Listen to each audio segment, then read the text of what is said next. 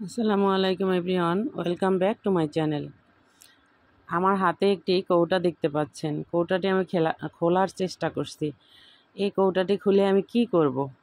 এটার ভিতরে আছে একটি সুস্বাদু মাছ। সে মাছ হচ্ছে এরকমের কৌটা ভরা থাকে, ক্যানে করে আসে। এটা আমাদের দেশীয় মাছ না, এটা বাইরের একটি মাছ। আমার আত্মীয় বাহিরে থাকাতে সে এই মাছটি আমাকে গিফট করেছে। যাই হোক, দেখুন, এই মাছটি হচ্ছে টুনা মাছ। টুনা মাছটি রান্না করার প্রক্রিয়াটা দেখুন। অনেকেই এই মাছটি খেয়েছেন কিংবা খেয়ে থাকবেন, হয়তো অনেকেই জানেন না কিভাবে রান্না করলে অনেক সুস্বাদু হয়। আমি খুব সাধারণভাবেই রান্না করেছি, কিন্তু অনেক সুস্বাদু হয়েছে। প্রথমে কড়াইয়ে তেল দিয়ে পেঁয়াজ দিয়ে দিয়েছি অনেকখানি, প্রায় 1 কাপ মতো পেঁয়াজ দিয়ে দিয়েছি। আপনারা ওই রকমের আন্দাজ মতো দিবেন। আমি 1 কৌটা মাছ রান্না করেছি। আপনারা যদি 2 কৌটা মাছ রান্না করেন তাহলে আরও একটু বেশি পেঁয়াজ লাগবে। না, আমি 1 কৌটা মাছ রান্না করেছি, আমি 1 কাপ পেঁয়াজ দিয়েছি। পেঁয়াজটা ভালো করে ভেজে নিচ্ছিলাম। কড়াইয়ে তেল দেওয়ার পরে একটু গরম হওয়ার পরে পেঁয়াজ দিয়ে একটু লবণ দিয়ে পেঁয়াজটা ভাজলে খুব তাড়াতাড়ি পেঁয়াজটা ভাজা হয়ে যায়। পেঁয়াজটা অনেক ভাজা হয়ে গেছে, আমি খুব ভাজতে চেষ্টা করছিলাম, ভাজা হয়ে গেছে। এর মধ্যেই আমি অন্য মশলা এবং মাছ দিয়ে রান্না করব। এই মাছটি যে প্রথম রান্না করার সময় মনে হয়েছে কেমন জানি হবে, আসলে না, মাছটি অনেক সুস্বাদু। এর মধ্যে দিয়ে দিলাম ফ্রোজেন টমেটো। সিজনে অনেক টমেটো আমি ফ্রিজে রেখেছিলাম ফ্রোজেন করে, সেই টমেটো এখন আস্তে আস্তে করে বের করে নিচ্ছি আর রান্না করে নিচ্ছি। ফ্রোজেন টমেটোগুলো দিয়ে খুব ভালো করে নেড়ে চেড়ে নিচ্ছিলাম। এর মধ্যে দিয়ে দিলাম হলুদের গুঁড়া, তারপর দিয়ে দেব একটু মরিচ। যে যেমন খান সে তেমন দিবেন। যদি কেউ মরিচের স্বাদ একটু বেশি খেতে চান সে বেশি দিবেন, যে একটু কম খেতে চান সে কম দিবেন। দিয়ে খুব ভালো করে কষিয়ে নিচ্ছিলাম।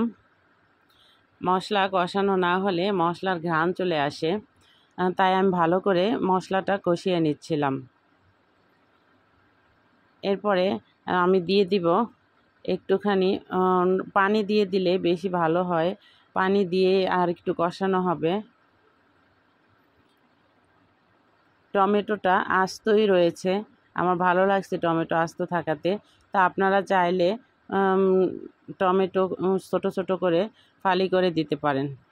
এরপর ঢেকে দিচ্ছিলাম টমেটো পেঁয়াজ খুব ভালো করে সেদ্ধ হওয়ার জন্য এবং কষানো হওয়ার জন্য, যাতে মশলার ফ্লেভারটা না আসে।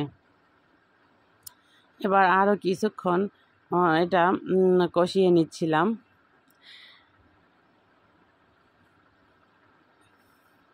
কষানো প্রত্যেকটা রান্নাই নিজের আন্দাজ মতো করতে হয়। দেখুন, এখন আমি এর মধ্যে ক্যামেরা হয়তো অফ হয়ে গেছিল, তাই আপনারা দেখতে পাচ্ছিলেন না যে আদা রসুন বাটা দিয়েছি। আমি আদা রসুন বাটাও দিয়ে দিয়েছিলাম। এরপরে সব মশলা ভুনা হয়ে যাওয়ার পরে এর মধ্যে দিয়ে দিলাম মাছটা। পুরো মাছটা ঢেলে দিয়েছি। দেখছেন, আপনারা দেখে থাকবেন যে মাছটা ফালি ফালি করে মাংসর মতো কাটা আছে।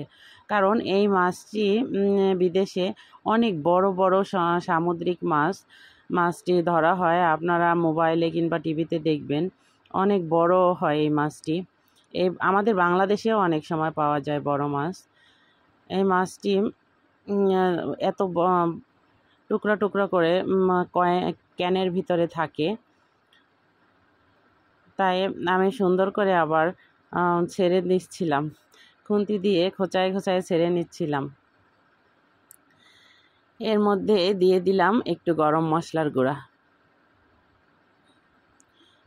দেখুন, রান্নাটা কেউ যদি করে থাকেন তাহলে খেয়ে অসাধারণ বলবেন, খুবই মজাদার। খুবই টেস্টি একটি রান্না।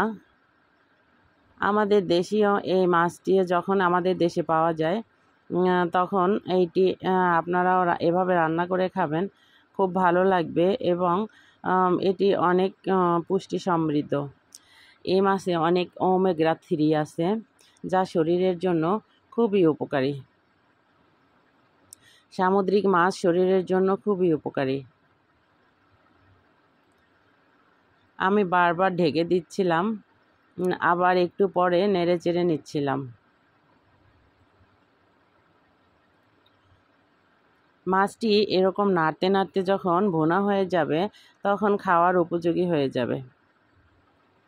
গরম ভাতের সাথে এই মাছ একটু নিয়ে নিলে সবাই মনে করবেন যে কত সুস্বাদু এই মাছটি, আমরা রান্না করে খাই না। আমি বারবার মাছের টুকরোগুলোকে ছাড়িয়ে নিচ্ছিলাম খুন্তি দিয়ে, কিন্তু আস্ত থাকলেও কোনো সমস্যা নেই। বাচ্চাদের শরীরের জন্য এই মাছটি খুবই উপকারী। আপনারা বাচ্চাদেরকেও এভাবে ভুনা করে খাওয়াতে পারেন, ঝাল একটু কম দিয়ে, কারণ বাচ্চাদের পেটে হয়তো অনেকেরই ঝাল সহ্য হয় না। আমার রান্না প্রায় শেষের দিকে হয়ে আসছে।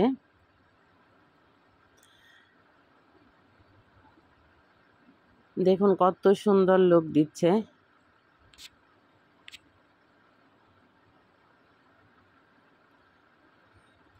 মজাদার ও সুস্বাদু, খুবই মজাদার ও সুস্বাদু। এখানে বারবার নাড়তে নাড়তে মাছটি অনেক সুস্বাদু হয়ে যাবে।